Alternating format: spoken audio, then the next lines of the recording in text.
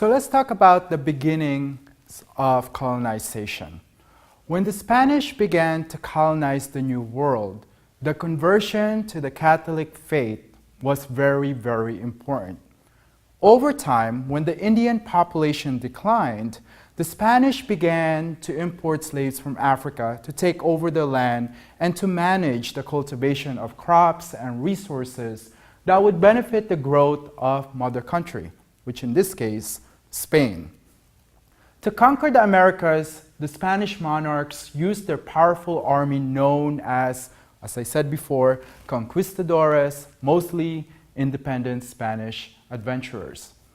But it wasn't much time until the success of Catholic Spain that they would be challenged. Neighboring power-hungry countries such as Portugal, France, England, and the Netherlands would pose a threat to Spanish because they too want to develop and grow their imperial powers. But it was the writings of Richard Hakluyt who urged American colonization as really the greatness and basically the opportunity to spread the gospel. Now, let's talk about England a little bit. In 1607, Jamestown, here as you could see,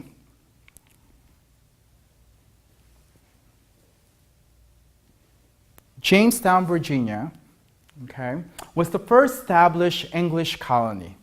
Merchants were starting their business with England, and two merchants especially gained their charter from King James I.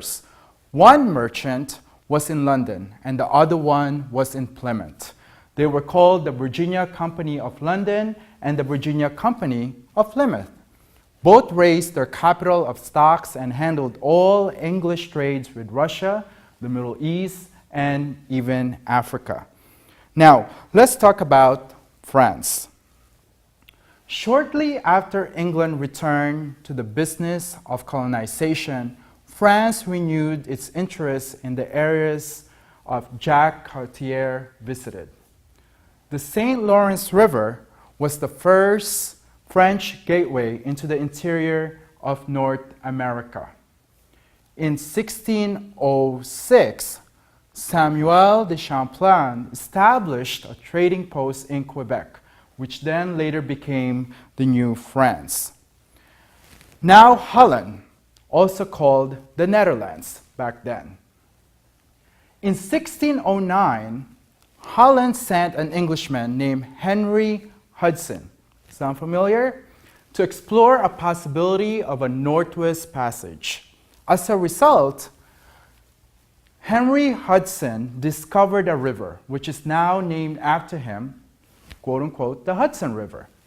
The Dutch created relationship with the Iroquois for trade. Furs and hats were being traded and being negotiated, and they set their trading grounds in New Amsterdam, known today as the island of Manhattan, and Fort Orange, known as Albany. They encouraged farming so that food can be cultivated. Although New Netherlands was a good discovery, it was internally weak and unstable. So many Dutch from the mother country did not take much of an interest. The Puritans were told that they would always be inequalities of wealth and that power and some people would always be in a positions of authority and other would be dependent. This is an illustration of an idea and a traditional belief of a social order depended on a system of ranks. Puritans placed great importance on the family back then, which in their society was highly male-controlled. Young people were generally subject to their parents' directions in the matter of when and whom they would marry, and they believed in education, especially reading so that they can read the Bible. As a result, New England was ahead of other colonies educationally and enjoyed pretty much an extremely widespread literacy, understanding, and knowledge and intellectual within their community. There are also a few topics that we want you to know about the 18th century. So let's go over them. Now, there are three things. One is being a merchant. What does it mean to be part of the whole idea of mercantilism? It was in the 1650s that the British authorities began to take more interest in relegating trade between countries, America and the motherland.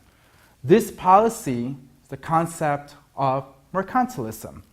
Mercantilists believed that they would have wealth was sharply limited, and therefore one nation's gain was automatically another nation's loss.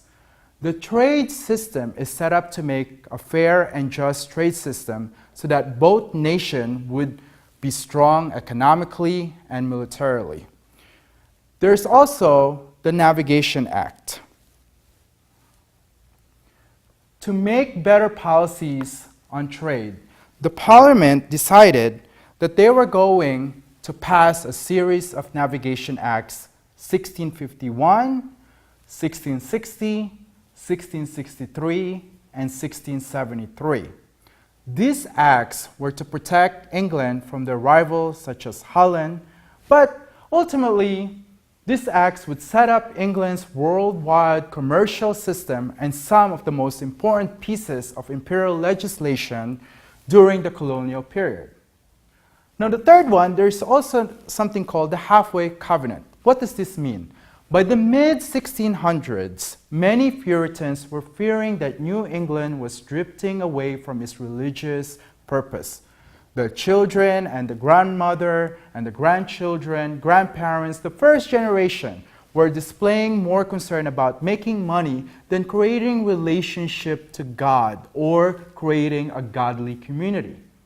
They dealt with this issue by having some clergymen propose a quote-unquote halfway covenant, providing a sort of halfway church membership to the children of members of the society so that the church can spread its religious teaching early enough. Now, King Philip's War was one of the wars that took place during this era as well. As New England's population grew, there were a lot of tension between local Indian tribes and the Puritans. Puritans endeavored to convert Indians to Christianity, and in 1675, an Indian chief named King Philip led to war to exterminate the whites. Some 2,000 settlers lost their lives and their families before the denounced chief was killed. New England would have this problem from time to time, but it was not the same as the King Philip's War. Now, in 1692, Massachusetts was shaken by an unusual incident in which several young girls in Salem village claimed to be tormented by the occult activities of some of their neighbors. Puritan ministers such as Cotton Mather were executed along some other villages, right? So if you look at this particular slide here, you could see that these were some of the clergymen right here and some of the girls, okay, that were involved in this whole thing called the Salem witchcraft situation. Now, 20 villagers, that is a lot of things that are going on. Now, I want you to understand that the Salem witchcraft trial was obviously one of the most important things that were happening in most of the colonies, not just in Massachusetts, but the belief was moving around. So if you could read up on some of that information as well, that would be great. Now, this section is continuing for you to understand the beginnings of colonization, and don't forget to always review and try to answer some of the questions posted at the very end.